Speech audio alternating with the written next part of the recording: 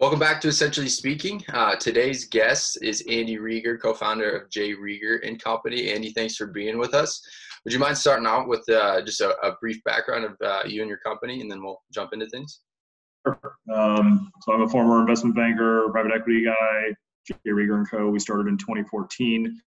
The distillery, make gin, whiskey, vodka, former heads of Maker's Mark, former heads of Tanqueray. We're on the founding teams, and just did a big 60,000 square foot expansion that we finished and opened to the public in July of 2019 in the Electric Park District here in the East Bottoms of Kansas City.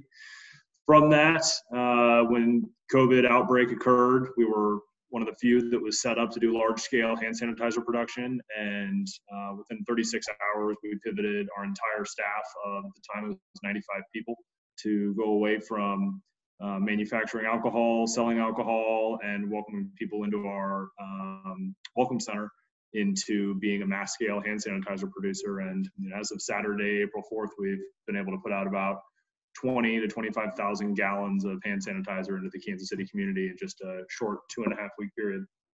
That's amazing. That truly is. And so that was during your gin distilling process. You had some, or can you kind of go into a little bit more about how that kind of occurred and how the idea occurred?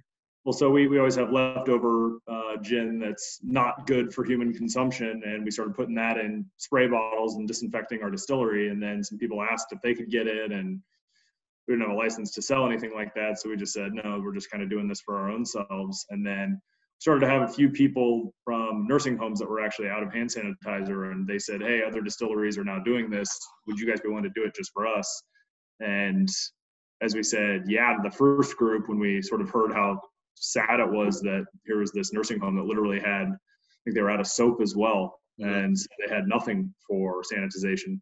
And from that, when we started doing it, we then held a public sale just to see what we could actually bring out and put out into the community. And when cars started lining up for 2 miles, 4 hours ahead of time, we saw what a big need it was. And we just really did a very hardcore pivot into really focusing on how do we do this at a larger scale to really get out as much as humanly possible. Yeah. So how did, how'd that affect operations? Did you have to go through like a retooling process? Like how'd you get the resources necessary to make that pivot so quickly? I mean, the biggest issues were suppliers. You know, we had a lot of really good suppliers already, but we had to find new and suppliers, and we also had to take some of our suppliers that we had and sort of retool what we were getting from them.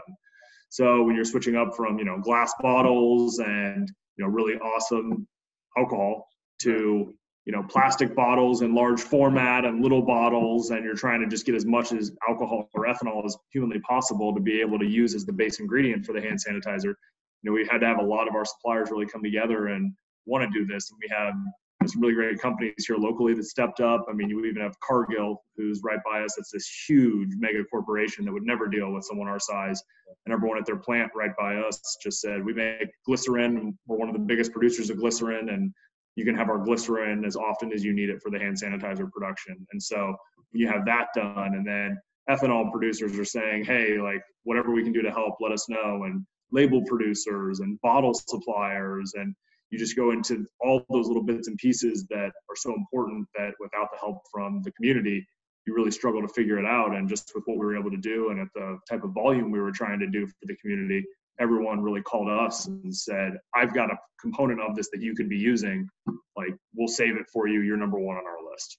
Well, that's amazing. And that's a perfect example of, the community coming together and make a difference in times where we need it most. So that's just amazing to hear that, even a big corporation would jump in to pitch in when they can. So do you see your business being really affected by the shutdown long term? I guess what are, outside of the pivot to hand sanitizer, how are you guys, adjusting to the shutdown? Yeah, I mean, so we had two core businesses before this. We had the manufacture and distribution of our products. We're in 23 states, and that's been our business ever since 2014. And then in 2019, we opened up our new 60,000 square foot facility that has 20,000 square feet of retail space. We added that second line to it.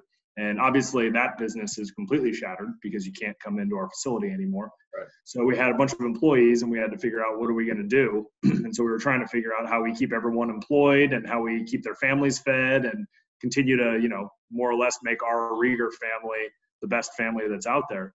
And then on the other business, the manufacturer and distribution side, making whiskey is the easy thing because it takes 6 years. So we don't want to slow that down. And we're making whiskey every single day, including even on weekends now, because our whole team is here pretty much 7 days a week at this point in time. But when you look at what's actually happening on the sales side of our distribution business, every bar and restaurant's closed. Right. And while they say in their reporting that liquor store or liquor sales are way up, that's not really the case. You know, that's a bunch of liquor stores now that get to sell all the stuff that was made by brands that don't do a very good job of selling, that they have had in their store for years, and they can now say, awesome, like we get to offload all this first before we want to restock the other stuff. Right. And then we'll never bring this other stuff back in, but during this time it's going to be at the detriment of the companies that we are doing really well with, because we just want to make sure that we're getting rid of all the stuff we thought was going to be a clearance item. And so they're able to really turn their inventory like that, but also they're getting more lean at the liquor stores because they don't know if they're going to be able to stay open. Right. So our sales overall on the distribution side are down about 60-75% from where I would expect them to be, which is, you know, unfortunate, but we've been able to plug a lot of that gap and retool our entire operation so that we can now have hand sanitizer. So the hand sanitizer sales at this point in time are able to keep everyone employed and the lights on at the building. But the real fear is, you know, what happens if this really goes on for an extended period of time? And when it goes on for an extended period of time, how long are we still able to do this hand sanitizer to keep everyone employed and keep the lights on? And we're just hoping that whatever that gap is in time, we're just hoping that it's as minimal as humanly possible so that we can basically transition everyone away from hand sanitizer one day right back to what we were doing the very next. Well, anyone watching this video at home right now, is there anything that we can do to help you in your efforts, any resources you can connect you with, or anything we can do at the moment? Well, the biggest thing for us right now, and, you know, it's not just now, but it's in the future. And, you know, everyone gets to vote by who they want to be around and who they want to be here for the next round to help out the community again by voting with their dollars. And it's, you know, not just right now, but I mean, even into the future. And so the next time people are at the liquor store, just know what we're doing and understand what we're doing. And, you know, people that love what we're doing and are so appreciative, you know, help us out, support us, like pick our products, because every time you do that, then the liquor store sees it. And they're like, yeah, everyone is really getting behind this company that's doing a lot of good for the community. And so just every little decision along the way really does help. And so when you're going to buy vodka, think about who the people are that right now are trying to keep people employed in your community and people trying to really do the right thing and make something that the community really, really needs, and know that your purchase of that alcohol, that helps continue our efforts. Right. And if you really want us to be around when the next time comes around that we have to step up to the plate, or there's a situation where we would need to step up to the plate, you know, your spending right now ensures we're going to be here when we reopen or when all this ends so we can reopen. And it just enables us to take it to the next step to say, okay, it's on us now to run our business appropriately so that we can be here when this is all said and done. But right now, we don't have a lot of control over that. And so everyone's decision right now means a lot more than it does during normal times. Definitely. Well, Andy, you know, I really appreciate everything you've done. And I know that the Kansas City community does as well. Thank you so much for being an example of a, you know, Kansas City community leader when we need it most. So, you know, on behalf of Kansas City, we all appreciate your efforts, and we'll do everything we can to support you along the way. Awesome. Thanks, Emerson. Thanks, Andy. Have a good day, man. You too.